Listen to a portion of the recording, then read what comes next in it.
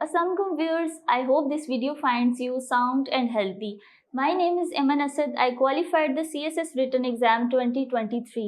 मैं CSVs के platform से आज आपके लिए एक वीडियो लेकर आई हूँ जिसमें हम बेसिक इकोनॉमिक कॉन्सेप्ट सीरीज़ का आगाज़ कर रहे हैं। तो उसी से रिलेटेड आज कुछ कॉन्सेप्ट्स मैं आपके लिए एक्सप्लेन करूँगी।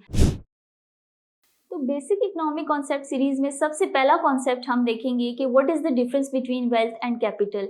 Goods which you have certain value are termed as wealth. कोई भी ऐसी चीज जिसकी वैल्यू है कोई, उसे हम कहेंगे वेल्थ। लेकिन कैपिटल को अगर देखें तो it is the part of that wealth which is used for further production of wealth या फिर फर्दर जनरेशन ऑफ मनी आप कह सकते हैं। अगर हम देखें इसकी एग्जांपल तो फर्नीचर अगर हम हाउस होल्ड के लिए यूज़ के लिए देखते हैं तो वो हमारे पास वेल्थ है। लेकिन अगर उसी फर्नीचर को हम रेंट पे देते हैं जिससे फर्दर रेवेन्यू जनरेट होता है, हमारी इनकम इन्हांस होती है, तो दैट मीन्स कि वो हमारे पास कैपिटल का पार्ट है।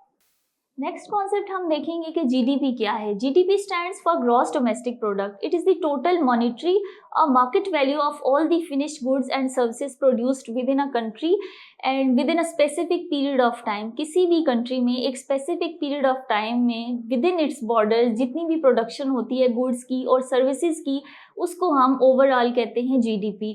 अब जीडीपी एक स्कोर बोर्ड होता है जिससे इकोनॉमिस्ट एनालाइज कर सकते हैं कि आपकी कंट्री की इकोनॉमिक हेल्थ क्या है। नेक्स्ट कॉन्सेप्ट हमारे पास आता है GNP. GNP stands for gross national product. It is the total of all the economic activities and production done by citizens of a particular country. किसी भी कंट्री के citizens irrespective of the fact कि वो कहाँ के resident हैं, जो भी इकोनॉमिक एक्टिविटीज करते हैं उसको हम जीएनपी के थ्रू मेजर करते हैं। Thanks for watching. Next video में हम कुछ और इकोनॉमिक कॉन्सेप्ट्स को डिस्कस करेंगे।